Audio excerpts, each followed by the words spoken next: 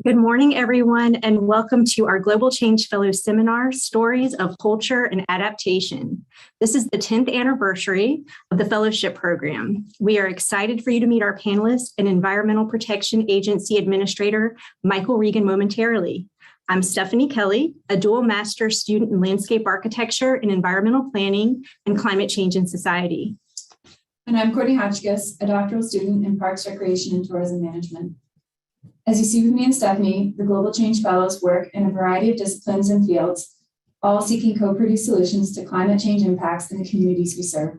Shortly, our special guest, EPA Administrator Michael Regan, will talk about the importance of communities and interdisciplinary scholars working together to address climate change and its disproportionate impact on underserved communities. But first, a quick word about the program from Aranzasu Lasarain, Assistant University Director of the Southeast Climate Adaptation Science Center, also known by its acronym CCASC, and host of the Global Change Fellows Program here at NC State University.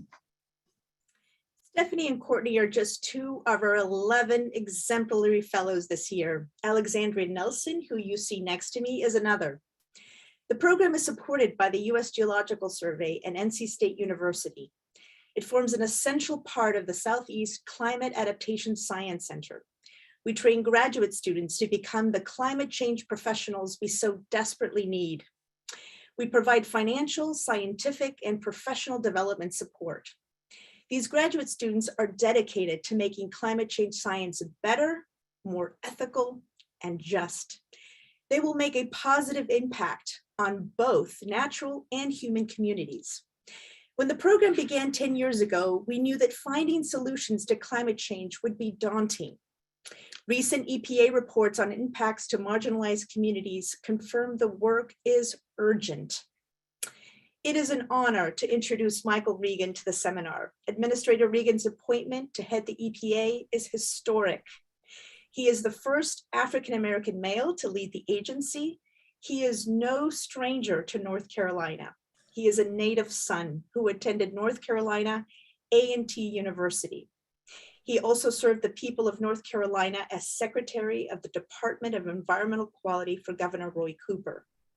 Administrator Regan, in early September, your agency released a transformative environmental justice study, Climate Change and Social Vulnerability in the United States. The report showed that climate change has the worst impact on the communities least prepared to recover. Thank you for prioritizing deep listening to those communities that are most in need. Administrator Regan, it is an honor to have you join us for the 10th anniversary of the Global Change Fellows Program. Welcome. Well, thank you, Aranzazu, for that introduction, and thank you for your outstanding leadership. You know, as a native North Carolinian, born and raised, I am so proud to be here with all of you. And I want to congratulate you on the 10th anniversary of the Global Change Fellowship Program. And I also want to acknowledge the essential role all of you play in building a healthier and more just future. It's never been more important or more urgent to train the next generation of scientists, engineers, and other scholars in the field of climate advocacy. Just yesterday, President Biden gathered with world leaders in Glasgow and asked the most important question of our time.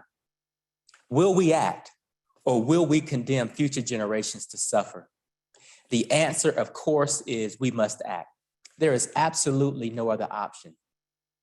That's why under President Biden's leadership, EPA is moving more aggressively than ever before to tackle the climate crisis. But setting the bar high on climate leadership requires that we also set the bar high when it comes to environmental justice, which we know is inextricably linked to racial justice and health justice and economic justice as well. For too long, communities of color and low-income communities have disproportionately borne the burden of pollution.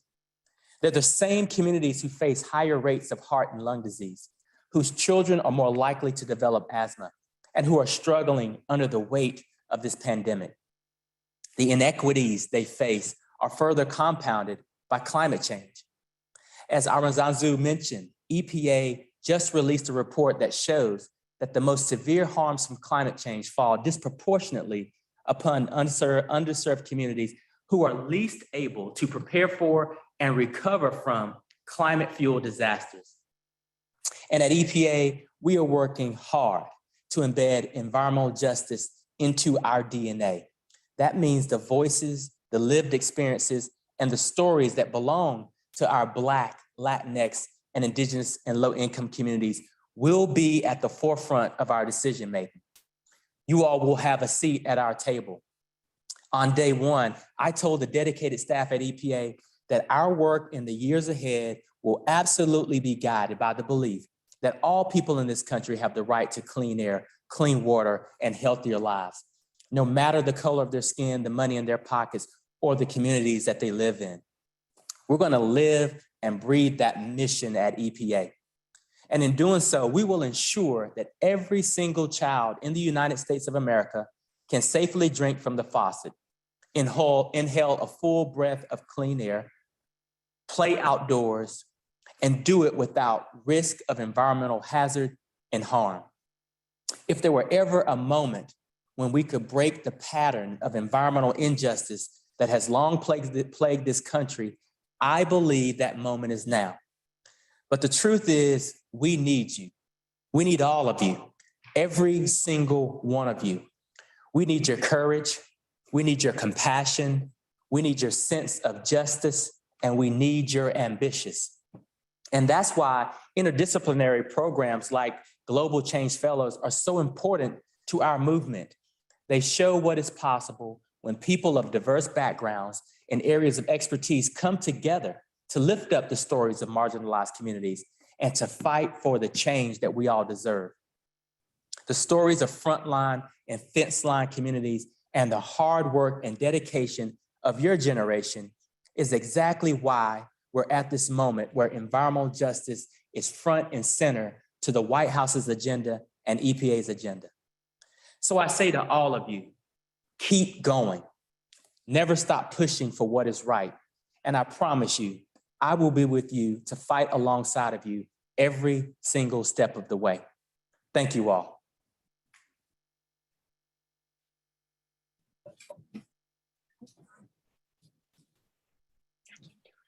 Administrator Regan, we are so delighted that you were able to join us today. Your leadership is just something that we find inspiring, and we want to thank you not only for being here and inspiring us as scholars and researchers, but also our panelists who are activists in our communities to make them better. Thank you. Hi, I'm Alexandra Nelson, a first-year PhD student in the Sustainable Health Ecology Lab. I'm honored to be a part of the cohort of the Global Change Fellowship marks its 10-year anniversary. I know the research that my colleagues and I conduct is more important now than ever. EPA Administrator Regan is honoring and respecting community voices. Paying attention to and elevating the stories of distinct communities assists in our work to recognize and respond to the impacts of climate change and environmental inequities. We are delighted to introduce a very distinct culture in our nation, the Gullah Geechee community. We will now have a special greeting from Queen Quet, Chieftess and Head of State of the Gullah Geechee Nation. Good morning, Queen Quet. We are honored to have you on our panel. Peace, Glady, fidelia with all 100 children.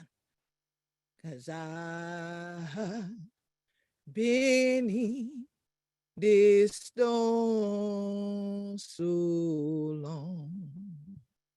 I've been in this your storm so long. Crying, Lord, Lord, give we more time for pride. I've been in this your storm so long. Oh, this your needed time. Oh, this your needed time, crying, Lord, Lord, give we more time for prize. I've been in this your storm so long. So glad for dear with all 100 children. They don't come from Glasgow and thing over there in Scotland. They come here now, back home, the Carolinas. Oh, and Brother Regan, bring we all back to this Carolina soil. But plenty of 100 children with the inland. They get people crack it teach so, because something to do this year.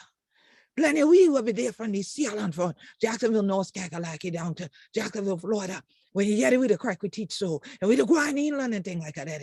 Then for do this thing, or bring something, environmental harm to we community and things like that. Rest the thing where we crack we teeth and things like that. Then, because we do this shit, 100 crack your teeth out the day. Adapt. And that adaptation process many times led to assimilation, led to the dictation to communities of culture on our coast here in the Carolinas and Georgia and Florida, to say to them something about your culture isn't the way to do it.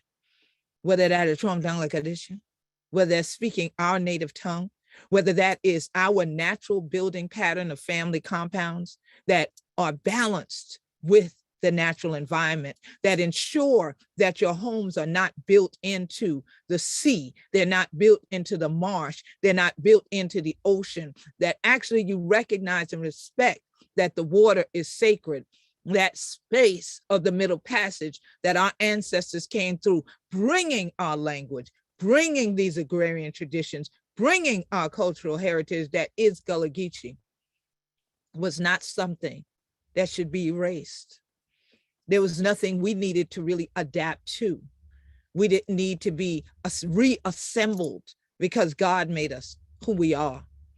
Brother Regan mentioned frontline communities, and that terminology often is referred to in war for those that they sacrificed first.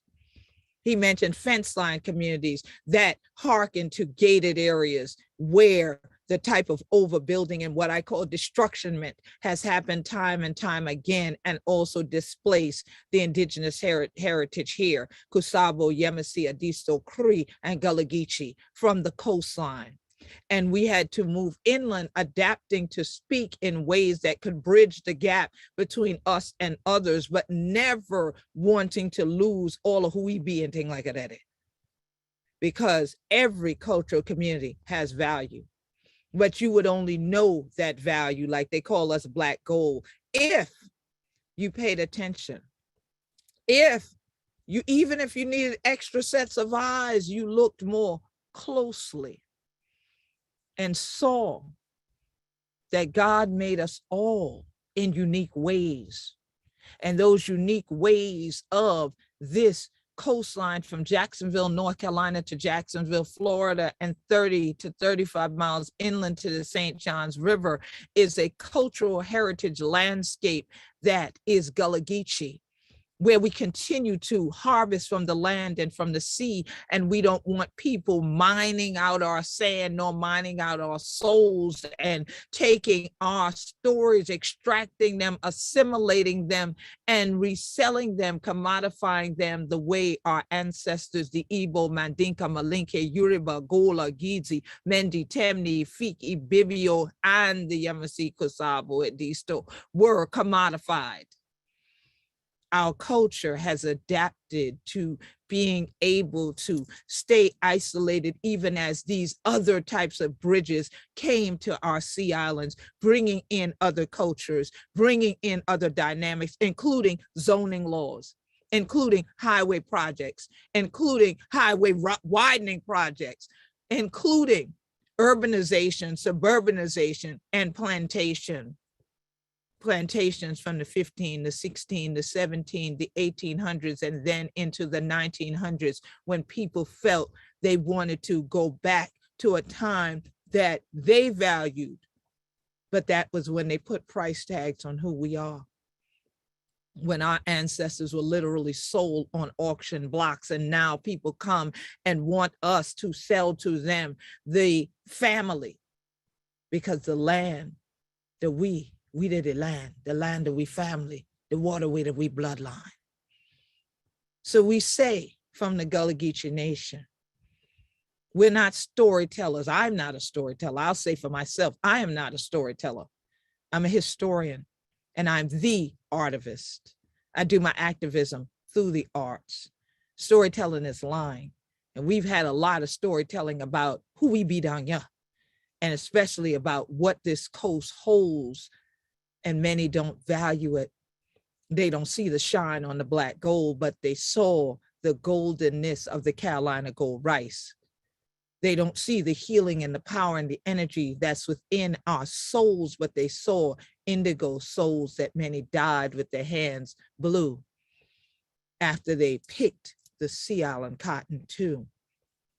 So I'm happy to be here today after presenting at the United Nations COP event on justice and equity, to say to them, when we hear equity and justice, and it's abbreviated EJ, that in the US, they would be talking about environmental justice. And in any case, to many of us who are Indigenous people, Black people, people now that call us this term BIPOC communities, but coastline communities, not frontline communities that you can sacrifice, not fence line communities because you want to gate us out of these types of arenas to share with one another, but the shoreline communities that call out to you from our culture, that we need to come together in the circle on the coastline, whether we be shouting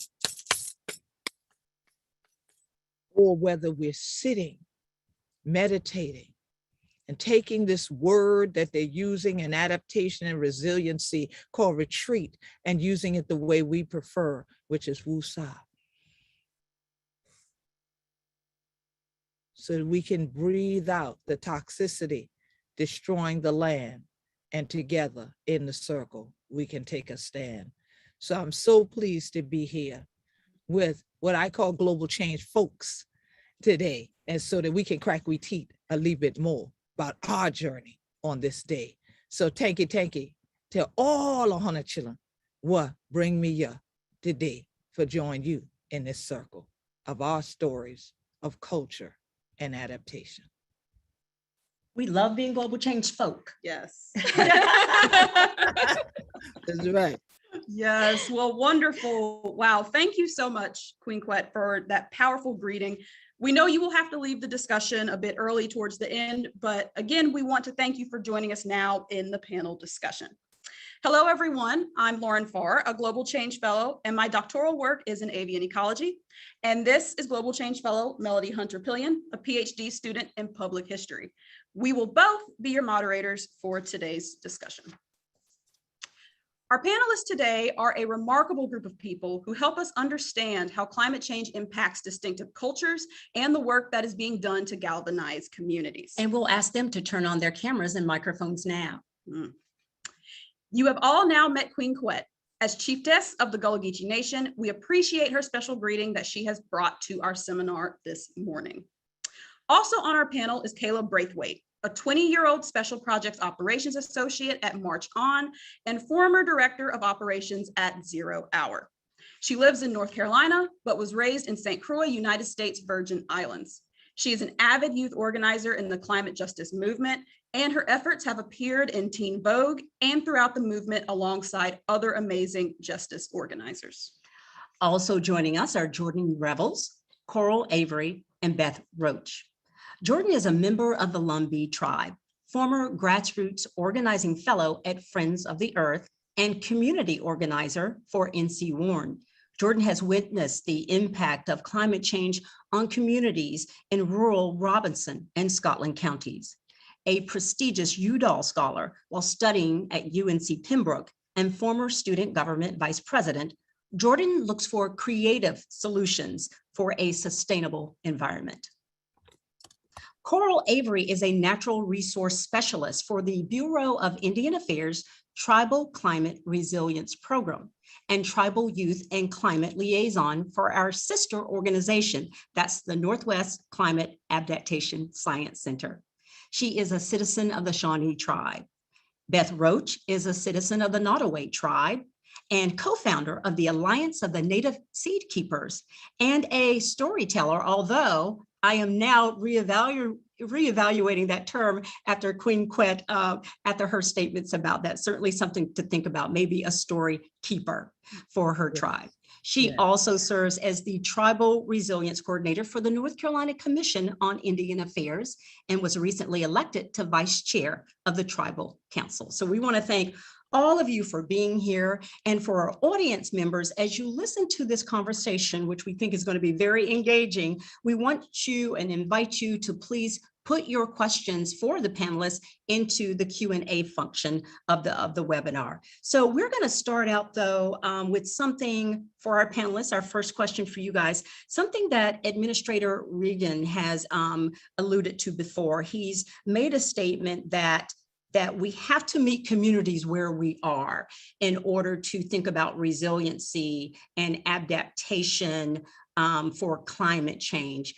And by meeting communities where we are, I'm just wondering, and we'll start with you, Kayla and Jordan, but we're going to have all of the panelists chime in on this, the importance of hearing all voices, of hearing all the stories or lived experiences.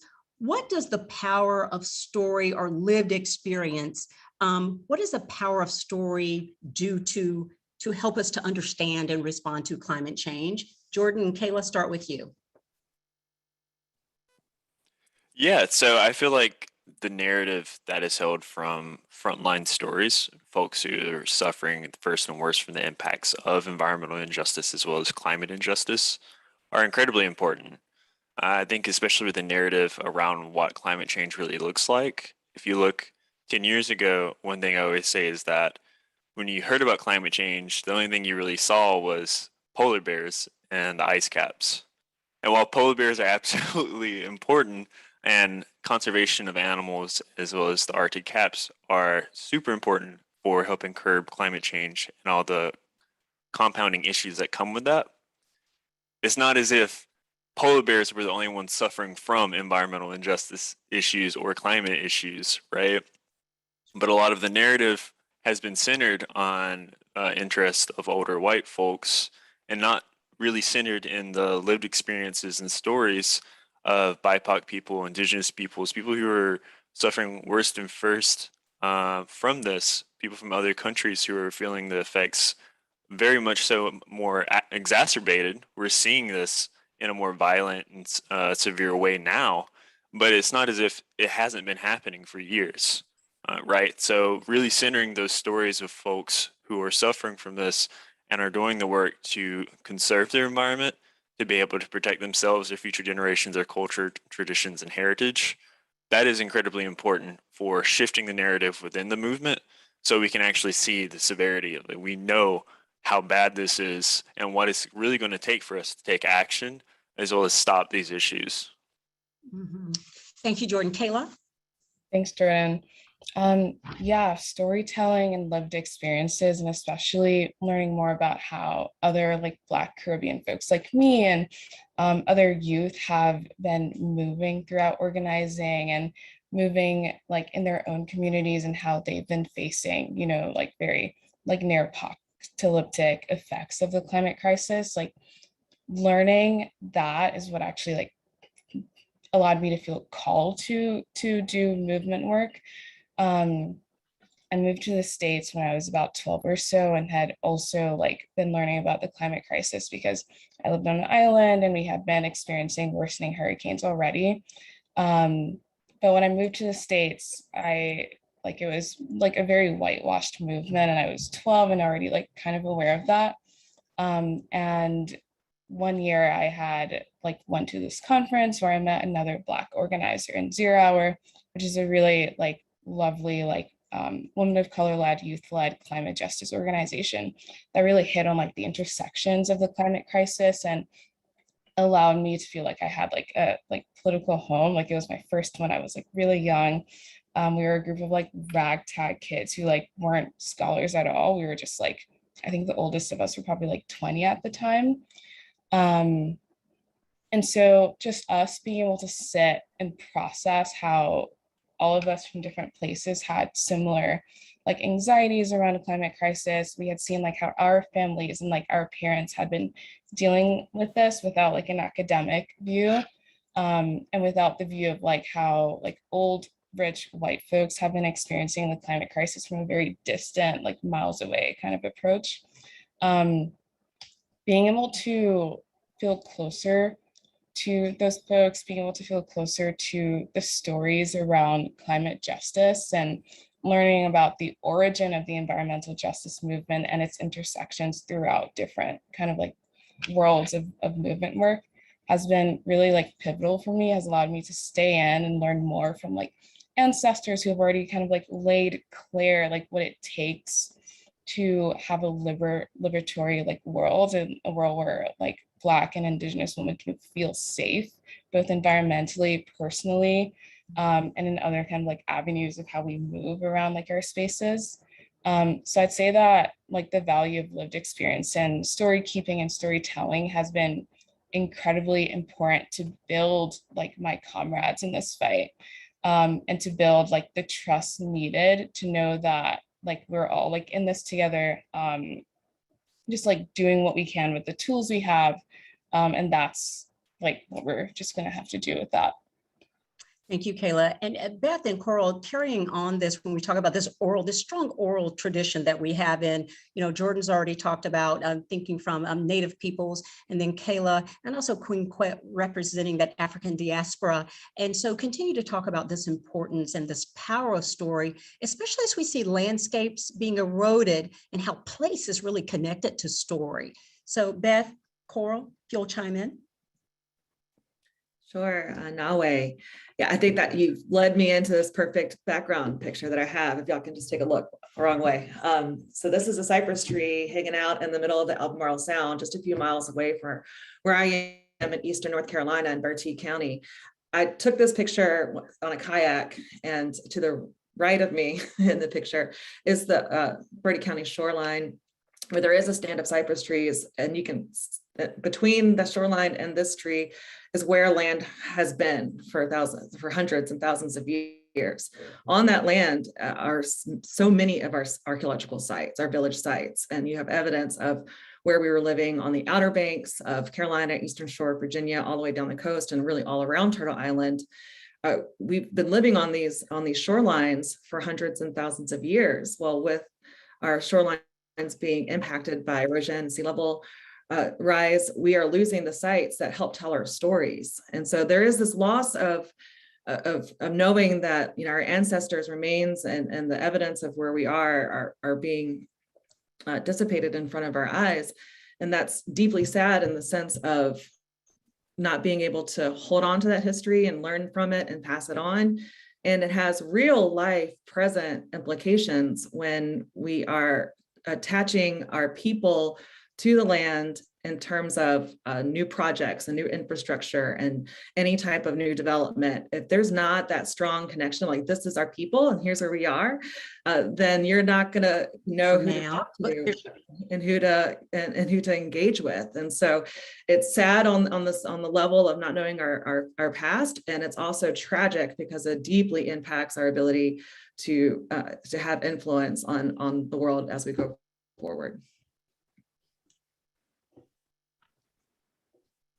Thank you. Coral. Good morning, everyone. Thank you for having me here. Yeah, I really value everything that everyone's had to say already, and I'll kind of reiterate and add that these stories are passed down from generation to generation to tell our history, our culture, our ecological knowledge, and Indigenous people have been here since time immemorial. So these stories also tell us stories of historic climate adaptation and resilience in the face of change over all these years. I'll also add there's an extreme importance for other agencies to work, who are working towards climate action, to partner with tribes and Indigenous people and other BIPOC from all areas, because we have that historic and intergenerational knowledge and apply it to current and future circumstances. So even when those stories are not appropriate to share outside of our communities, decision-making and our worldviews and values are always guided by these stories from our ancestors and from our future ancestors as well. Thank you. Queen Quet, I saw you nodding your head vigorously when Coral said, these intergenerational stories. These stories have to be passed down. It's an active thing. Yes, but I also heard her talk about these stories that are not to be shared outside the circle of your community. And that's the critical balance that we are having here in the Gullah Geechee Nation. I want to give a clear example because we have the Director Regan, who is here today from the EPA, because the Gullah Geechee Nation is directly working with the EPA on a project that I designed and submitted to their building blocks group. And so we are actually working on the St. Helena Island Gullah Geechee living landscape. And so, of course, when they came in marching in like government people do. They march in with a checklist. They march in with a workbook, but we don't work from your book. We work from our circle. We work from our culture. We are the living book. And so we had to then take them out of a very linear behavior into a circular behavior where everybody's knowledge is valued and it's a shared experience, but where you don't trample on my humanity. You don't come in like you are a device to mine out anything. You sit, and when I present something to you, then you can either take it, or as they would say, or leave it. But don't try to extract from me that which is not for you. There are certain things that I will speak to the elders about. They'll share it with me, and I know how to interpret what part to give out to the public and what part to keep within the circle. And that is critical so that intergenerational learning happens in all the work that we do with the Gullah Geechee Sea Island Coalition and through our Gullah Geechee Sustainability Think Tank. We try to truly teach community participatory collaboration, not just research, which can tend to be extractive and be exploitive, but actually come in at any level, if it's government, if it's academia, which is almost like another form of government. I know many of y'all know what I'm saying. And so not come into the community marching in to get and take out, but sit with the community and learn what we can co-create that now can be utilized in ways that it's in a language you can understand. We've been under too long, so I like overstand. And then we can also take it back and articulate it then in our language and our traditional ways with our community members as well. But we don't have to tell you all of what we're talking about in the house. You see what I'm saying? So we were raised with manners. So everything that going on in the house ain't for everybody outdoors and things like that. So you don't take everything out the house. And if you give away everything, what do you have left? Such a great point, and I love what you brought up, about learning from and engaging in these communities, because you want to sort of build that understanding, and you want to build that trust with those communities before, like you said, you go in and you take. Let's take a minute, and learn, yes, from all of these. And that's how you build relationships. There you go. And so now we I like to end up with a family instead of a team. Okay, because the team, there might be a bunch of egos still trying to just win for themselves and get the MVP ring. But when you have the family, that if the entire family is healthy, all of us are healthy. This year for all of we ain't for me, and so that's the thing. So now this EPA team, I done told them, I said, so we doing a federal occupation, huh? Because they're like, yeah, because you ain't getting rid of us now, no time soon. We like this model. So it has worked very well, working with the landscape architects and the community. And they've learned from us and we've learned from them. And now we're going forward together. The circle is unbroken. There you go. There you go. So I kind of want to switch gears here for a moment and sort of talk about this topic of climate change and educating our youth, which we all know is, extremely huge, because you want to be able to pass down what you're learning about climate change to these, young activists, like, so much of you are yourself, and you're doing such amazing work. So I want to throw this question sort of at Coral, and then I'll move to Beth and Jordan, and then everyone else can chime in, because I would love to know sort of what is going on in your community as far as educating your youth about climate change. So Coral, we'll start with you, and then we'll work our way around. Can you repeat that question one more time for me, please? Yeah, of course. So are there any obstacles, I guess I should say, when it comes to educating your youth about climate change, or what is your community doing as far as educating your youth about climate change? Definitely. Thank you. Of course. It's kind of tricky on where to start with that. So I don't live or work directly in my tribal nation, in my community. I'll start by saying that Shawnee people live across a wide diaspora as many other Native people. Shawnee are originally from the Ohio River Valley area, and our tribal nation resides in the most northeast corner of Oklahoma today. And as you mentioned in my introduction, I'm located on the West Coast. About 5% of tribal citizens today live in the state of California. I myself live in Kalapuya lands of the Willamette Valley, Oregon, but I'm from Kumi Islands of Southern California, San Diego area. So all of my work today is based in the Pacific Northwest, and that's the majority of the tribal communities and youth especially that I'm working with. I'll also add that members of my tribal nation have been displaced and have ended up where they are today due to centuries of physical and cultural genocide, as I'm sure many today, if not all, who are speaking can relate to. And for my community, this includes the Trail of Tears, Indian boarding schools, even military service, and many other factors. So across this diaspora, tribal citizens are facing many different types of climate impacts and injustices, and those are all informing the different ways that we share our stories and that we lead in our values and priorities for education of current and future generations as well. So yeah, obviously those factors are all causing a lot of additional obstacles too. There's a lot of focus on mental health as well as physical health and safety due to climate impacts. There's all these other external forces that are facing all of us at every moment that are important to recognize and carry with us in climate work as well. And I'll end it there just so I'm not talking too much, but I'm really excited to hear what others have to say about this as well. Mm-hmm. Yeah, of course. I love how you brought up, about mental health, which that's something that a lot of us can forget about. So thank you for bringing that up. Beth and Jordan. Yeah, let's go now to, let's hear from Jordan and then we'll move to Beth. Okay, yeah. So when it comes to engaging youth, I feel like it's a tough one. Not just in my community, but I feel a lot of communities, though I feel a lot of youth can relate to the anxieties and pains, the existential threat of climate change. A lot of folks who are coming from communities like ours are very rural, very low income, low resource, low wealth.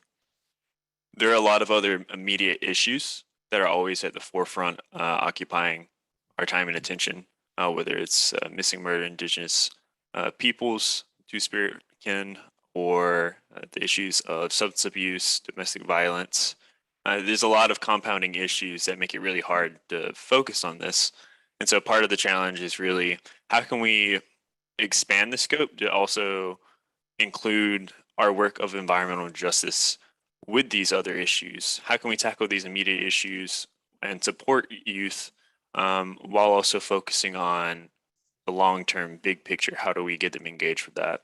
And so it takes a lot of different forms, some in particular being more focused cohort work, where we actually teach folks, these environmental injustices are directly linked with the issues that the greater community is facing, right?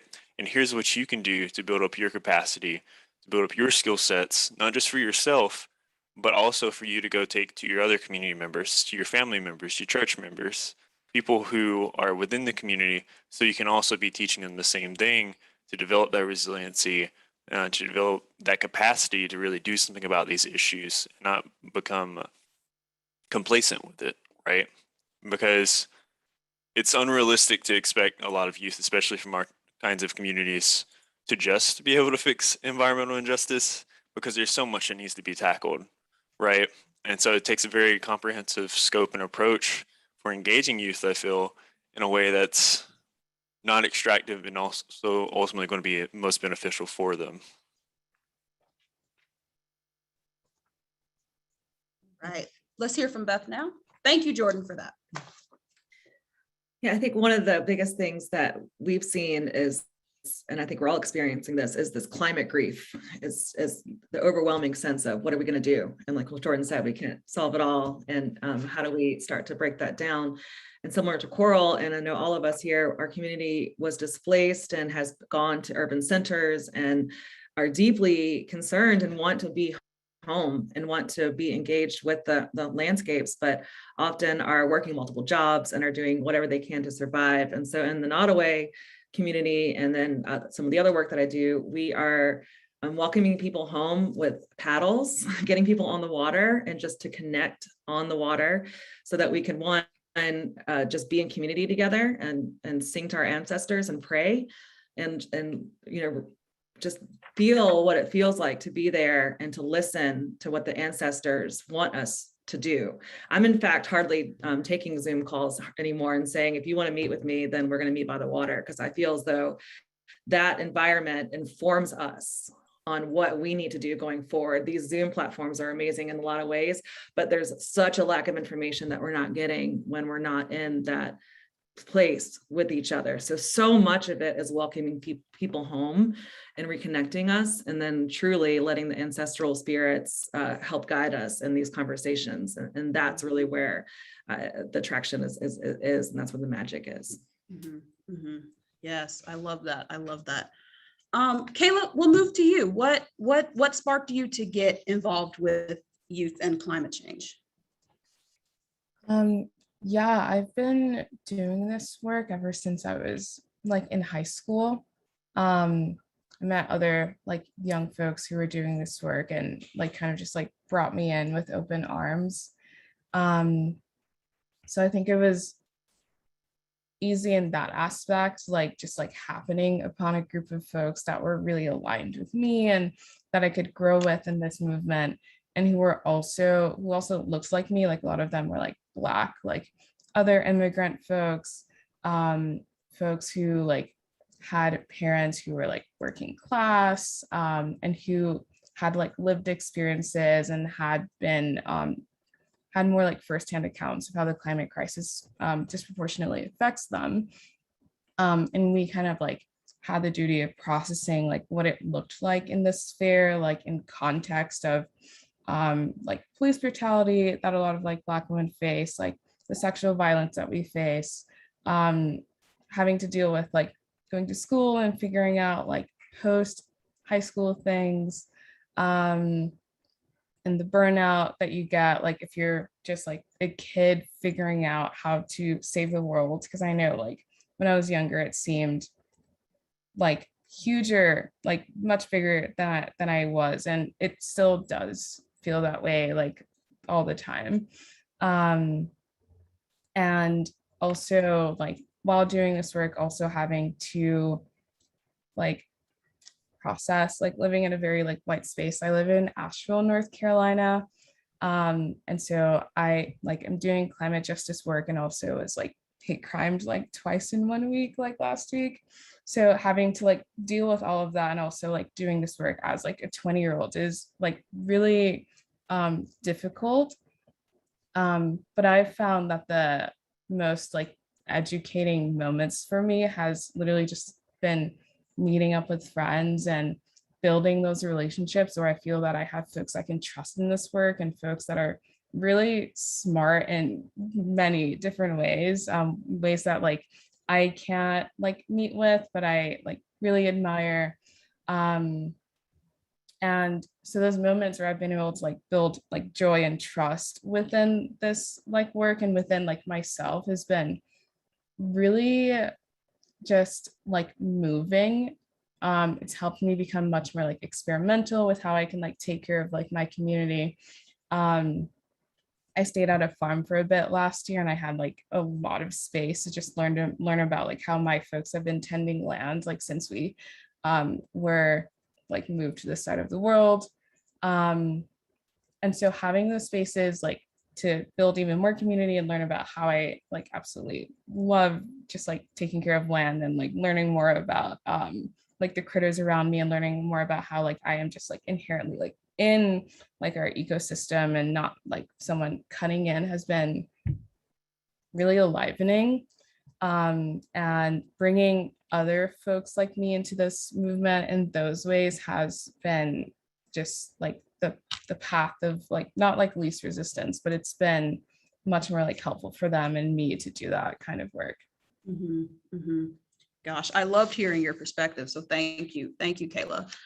Queen Quet, we'll move to you because I know yourself as well as, you know, the Gullah Geechee community really focus. One thing that you really focus on is educating your youth. So I would love to hear your thoughts on this topic. Surely. It goes right back to the last question, right? Full circle, as they say, 360 to intergenerational learning.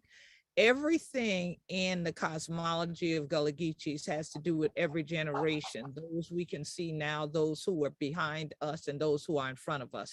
So it is the Sankofa bird literally flying. So that bird appears to have its neck looking back while it flies forward with an egg in its hand, which can feed the next generation in many ways.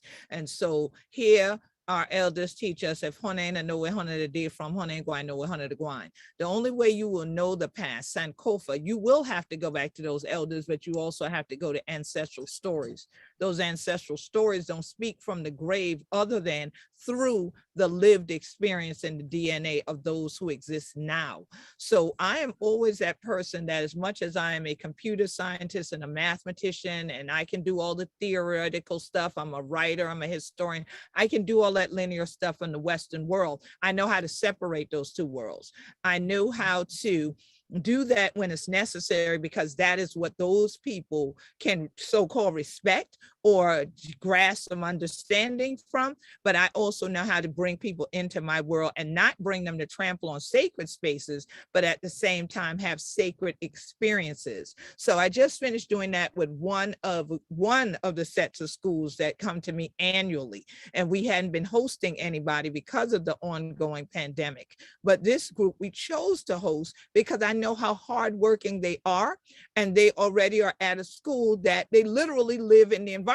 They have to cut wood to heat the school with, they have to cook their food, they have to farm their food. So it wasn't a disconnect for them to come and work with us here on an adaptation project. But for others who come from urban environments, never been on an island in their life, that kind of thing, of various cultures, then we bring them in through songs and through energy and power and showing them historic sites, and then having an opportunity to stay in our Gullah Geechee garden and then, as some would say, process, dialogue, share from that experience. Now, for the academics amongst us, I've seen a couple of questions in our Q&A that ties to this. Like, what do you do so that you can allow for the youth to deal with all these, as we would call them, multi-stressors at the same time? Well, it's not just the youth. We'll expand that to anybody dealing with all the multi-stressors. One of the things that some people are against, and I'm not, and maybe that's because I grew up during the period of segregation. I was one of the first people into integration, and I've never been against segregation because I live on a sea island that's 90 to 95% Black. Is Gullah Geechee. So that's not been a world that I never saw. More and more, too many youth that are Black youth, that are Indigenous youth, that are Latinx youth, they've never been allowed to be in a space that's just them, except in their households. Okay, so I'm finding that a lot of them are very pleased to be in some of these groups, unfortunately by Zoom, that are actually just BIPOC groups, because now they have support for what they're saying. They don't have to debate what they're saying. If they have an emotion or a feeling about something, someone can reinforce it and someone can help them heal. They can give them actual tools and examples of what to do to heal because they've had that same lived experience. So just like I explain to people, if there's a women's retreat, the women would be very upset if a man invaded that space. And we can switch it around. If there's a men's retreat, the men would be very upset if the women invaded that space. So you shouldn't be upset if we say there's a BIPOC retreat or there's just an all Black retreat, or there's just an all Indigenous retreat. Don't invade that space. That is colonization all over again. So for those who really operate from that, and who we have to get them to shift their paradigm of overstanding, shift their paradigm of community engagement. You use the word, but it's not engagement, okay? You use these words and you say, you know, participatory research. You can't come and demand we answer your question. That is not participatory research. That is, again, colonization and exploitation. So the Gullah Geechee Sustainability Think Tank did this book, We Be Gullah Geechee, Cultural Capital and Collaboration Anthology. In it, we actually have research principles and guidelines so that people respect the Gullah Geechee Nation and don't just come in trying to extract something so you get your PH and your D at the end and your DR in the front, okay? And so we thought this was just from us to the world that constantly comes here on how we live, who we truly are, and not how other people who never spoke to us and only went in archives or only went online and Googled us, wrote about us. We thought this was only for us. Come to find out, this is one of the best-selling Gullah Geechee books out there, next to Lorenzo Dow Turner's Africanisms in the Gullah Language and Legacy of Igbo Landing, that I also did as an anthology, because other cultural communities have simply taken out the words Gullah Geechee and put their name there to say that's the same thing that they want to tell people about coming in to say you're researching us, coming in to say you're training us, coming in to say you're coming in with us, when you're really not doing that. You're extracting from us. Engagement and extraction start with E, but they're not the same. And so they feel different and they can be lived differently. And so it's the lived experience with our youth that help them to realize what their grandparents do is something good to do, not that the other society tells you get rid of it and then you do that. And I've also been educating the youth a lot, of course, for 40 years now. I've been doing this work, but I'm a computer scientist. So I was the first one to put a website online in world history that had Gullah Geechee in the name.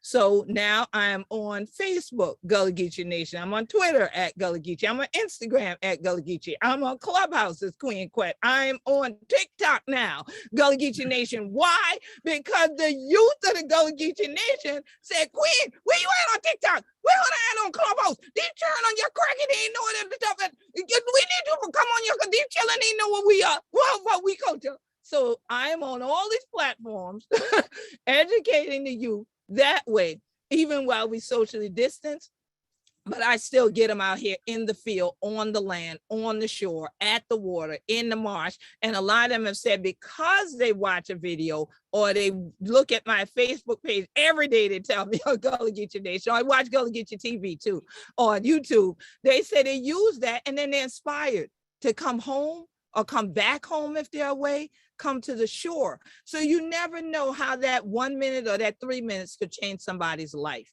And so definitely just take that time and just breathe. Woosah, again, retreat. Yes. Queen Quet, yes, using technology to meet people where they are, just like EPA Administrator Regan said. And Queen Quet, we know that you have to go. I know you have a noon commitment, so we just want to thank you for being here. And now I'm going to ask the rest of our panelists, because we do have some questions from our audience. Again, audience members, if you have some questions, please put those into the Q&A section of this webinar. But Brittany has a question for all of you. How did you get your community members engaged in any restoration projects that you might have been involved in or led? Are there any collaborations with associations, organizations outside the Carolinas? Jordan, I'm going to start with you, because I know you have a tremendous respect for and involvement with the Lumber River. The Lumber River, very much a part of the Lumbee culture, that swamp ecosystem, a part of the system of strategy that your ancestors used to resist violence against them.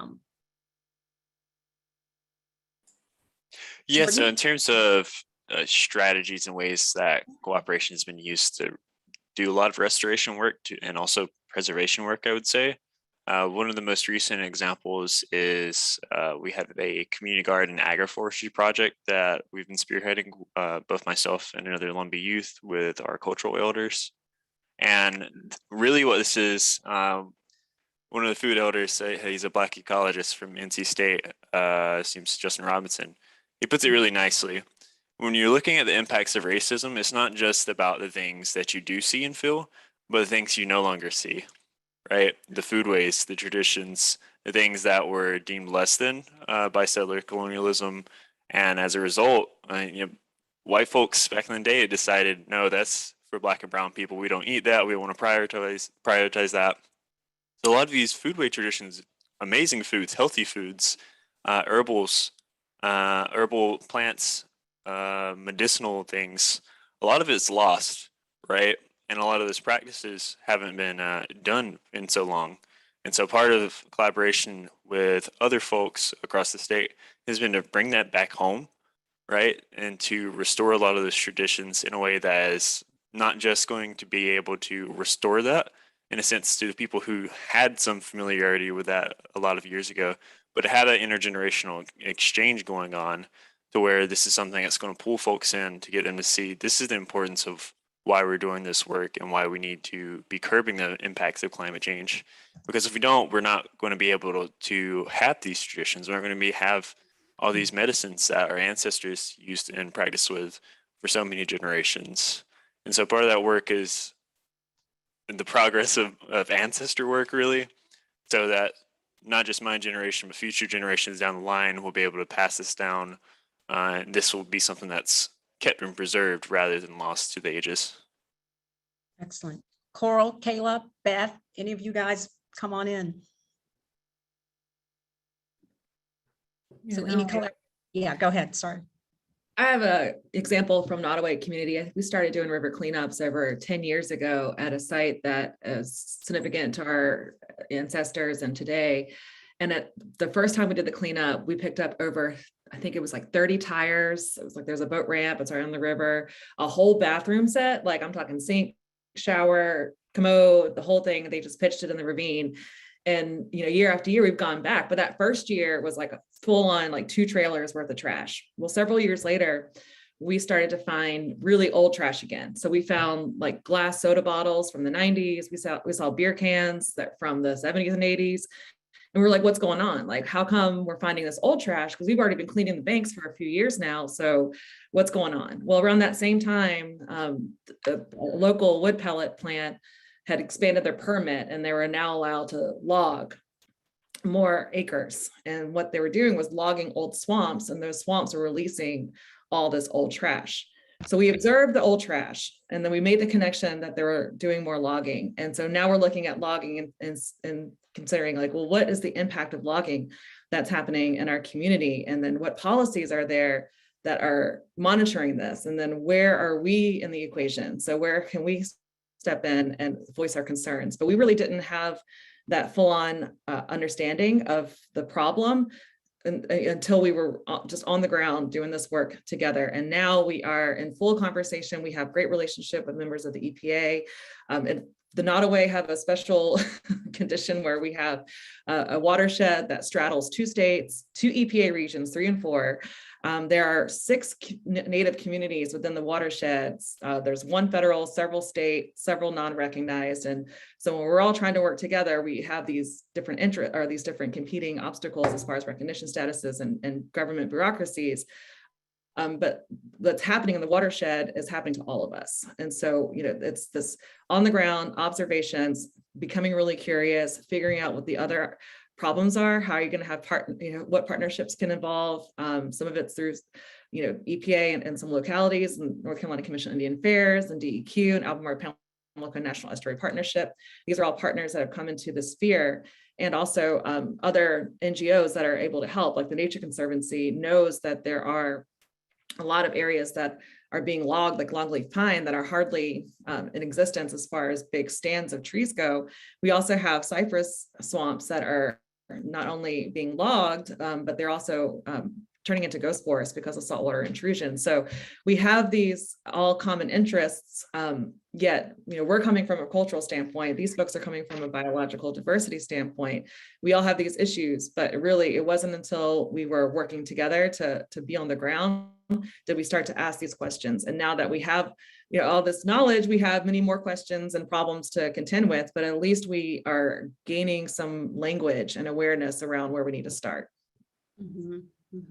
Well, Beth, going off of that, just a follow-up question for you. I was wondering if you could tell us more about why harvesting seeds is important and what that means for Indigenous communities as well as non-tribal citizens. Oh, yeah. So we think of seed keeping like time travel. So just imagine holding seeds that your ancestors spent thousands of years cultivating. And so it takes you way beyond 400 years ago, right? I mean, these seeds were carefully selected and cared for and loved for the next generation for thousands of years. And so when we think about seed keeping now, these seeds are holding our stories of survival. They also are showing us our migration patterns and helping to back up a lot of our old histories. Like, we're here in Eastern North Carolina now, Mid-Atlantic region, but our stories say that we started in Central America, the Yucatan Peninsula. And when you look at the corn that is specific to our communities, you can trace the variations of the corn along this path down to the Yucatan Peninsula and such. And there's many, many other examples of that. So one, seed keeping is your story keeping. It's your history. It's really, reinforcing who we are as a people and how we survived. It's the proof of your ancestors' love. I mean, just imagine you've got your dug up plot and you're ready to plant these seeds. I mean, it took, year after year planting these seeds to get to this point. And now we have a threat to our biological diversity, right? Like, not only have we lost a lot of our communal agricultural practices when we lost land and when we've been displaced, but we've also lost the ability to grow out a lot of these different varieties. And, thinking of corn in particular, you need a really wide area of corn buffer so that it doesn't cross-pollinate to keep these things safe for the future going forward. So, as I know that y'all are aware of monocropping and GMOs and things like that. So that, is a huge threat to just these individual efforts of our communities over time. And also, we can't just put seeds on a shelf in a lockbox and hope that they stay put. They're not like a book. You can't put them on the shelf. You have to grow your seeds every year to keep them viable, to keep them healthy. And also, our seeds are the original climate adaptators. They've been adapting to climate from time immemorial. So we also have to grow our seeds every year so that they are able to update their DNA, their own DNA, so they can help with this changing climate. And so we love to work with seeds in tribal communities. It's a one-stop shop for your ancestral traditions, for honoring your ancestors, past and present going forward.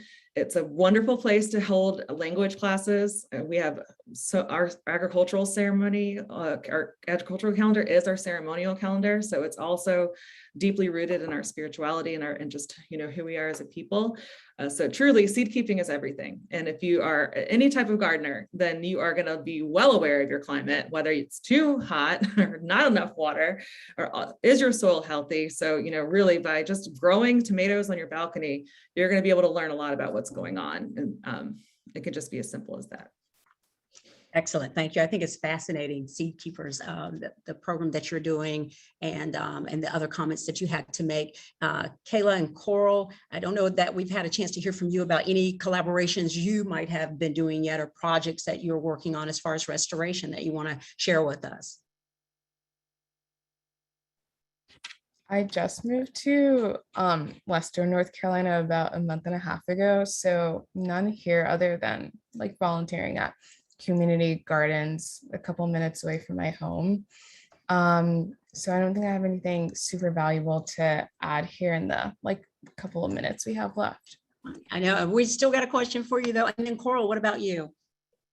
I would probably reiterate, I've done plenty of restoration work, but I don't think there's any one story that would really hit home and be great in this moment. So I'd love to move on to another question. Yeah, so let me just ask you all about the future, looking ahead. And there's something Queen Quet had said too, when we were talking about this stance that maybe resource officials, academics, and other folks might take, who might mean well, coming in with a colonizer stance though, in the way they approach it. When you look at the future, and how organizations might work with you.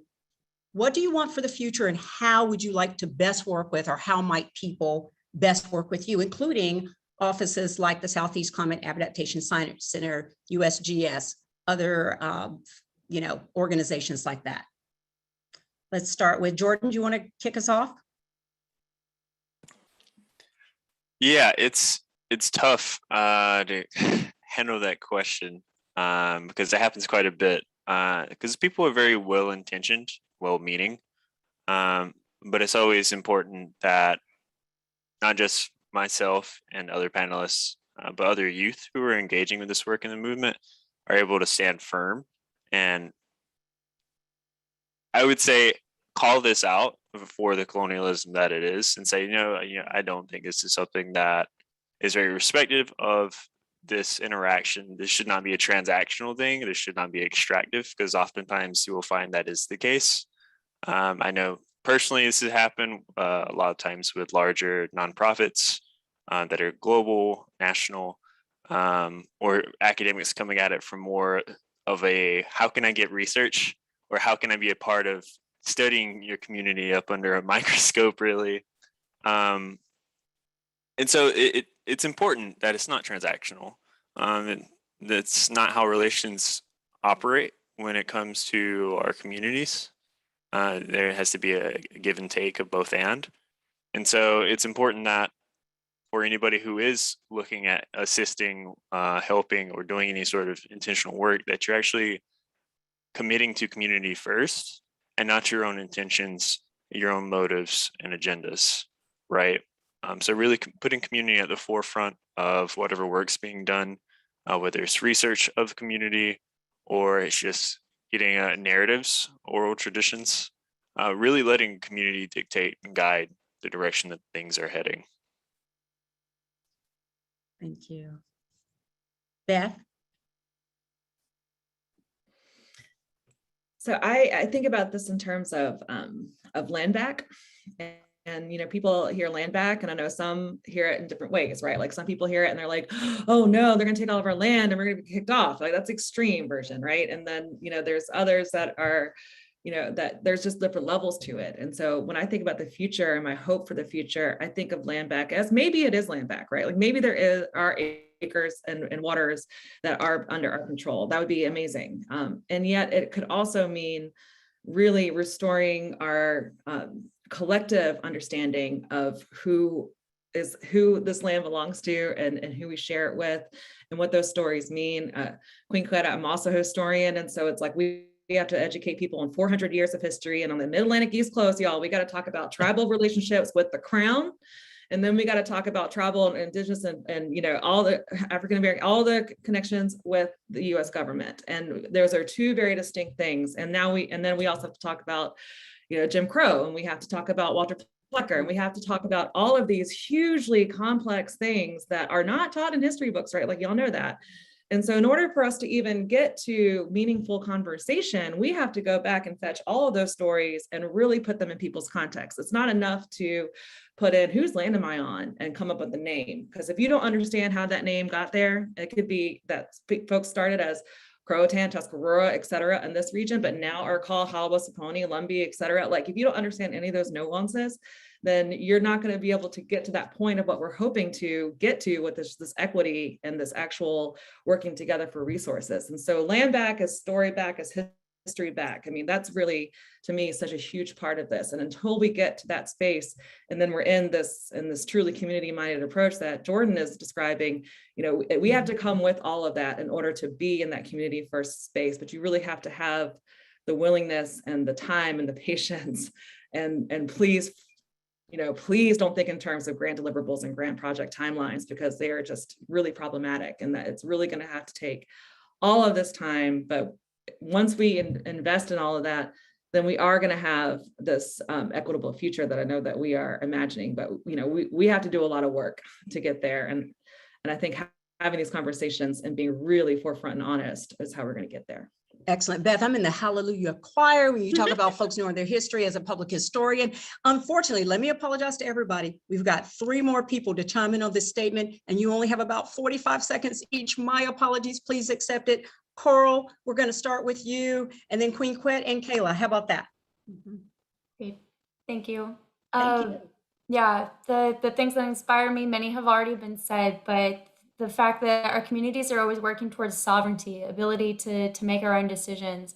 We're growing those cultural stewardship practices. We're focusing on cultural revitalization, because even the things that were lost, as many would say, aren't truly lost. It's always there. It's always there somewhere. And revitalization with language, with our traditional ecological knowledge, all of these things are really inspiring to see come back and grow within our communities. Also, efforts towards land back and decolonizing management, as much as one can decolonize, at least from inside state and federal institutions, maybe rather re-indigenizing that management and really focusing on Indigenous and Black academics and excellence and intelligence in the many different forms that it comes in. Yeah. Move on to the next person. Thank you so much. Thank you, Coral. Queen Quet, about 30 to 45 seconds. Thank you. Absolutely. Yes, the Gullah Geechee Nation stood on our human right to self-determination, so people would come to us, the Yeti from We Who We Be. Always go to the people, not the government agency. Do not go to the academic book, and Google is definitely not God. Come to the people and Yeti from them who we be, and you'll be learning how to carry on the legacy. Oh, wonderful final thoughts, Queen Quet. And Kayla, please, your final thoughts on this and how you might like folks to work also with you. Yeah, I think that, orgs and a lot of nonprofits really just need to stand back a little bit. I'm saying this as someone who works in a nonprofit, to stand back and realize that folks on the ground are asking for very extreme demands, because we are facing the end of the world, and some folks are already living in that space. I think that they also need to acknowledge that a lot of us are already building resiliency and surviving in the cracks of the imperial core, finding community where we're able to find that, and getting back to the lessons from our elders and our ancestors, and really leaning into joy as a power tool, joy as a way to be really creative and experimental in our fights, and also building, the strength to directly confront the imperial core that we're living in, that is incredibly violent and will respond with violence to our joy and to our love for each other. So I think that if orgs are willing to align with that and listening to Black and Indigenous queer women especially, then I think it'll be a really easy partnership, and it'll be an incredibly just strong relationship as we're moving throughout this little space that we live in. Mm-hmm. Thank you so much, Kayla, for your final thoughts. And again, we all just want to go ahead and give one last final thanks to all of our panelists. So thank you to Queen Quet. We're glad that you were able to stay on with us for the time that you did. So thank you. We'd also like to thank Kayla Braithwaite, Jordan Revels, Beth Roach, and Coral Avery for joining us today. When we thank you all for the tremendous work that you all are doing. So now I will turn it over to my colleagues, Courtney and Stephanie, to close out this event. Thank you, guys. Thank you, everyone. We're so grateful to our panelists and EPA Administrator Regan for his opening remarks. We will continue these conversations as we further our climate crisis work in the Global Change Fellows Program. We know the relationships we form with communities, especially underrepresented communities, are paramount if we are to develop effective and usable solutions together. We want to thank you all for joining us, and a special thanks to Aranza Sue Lasserain, Carrie Furness, and Ashlyn Shore for their guidance and support in the CCASC office. If you would like more information about CCASC and the Global Change Fellowship Program, please visit us at ccasc.ncsu.edu. Enjoy your day. Thank you. Thanks, everyone.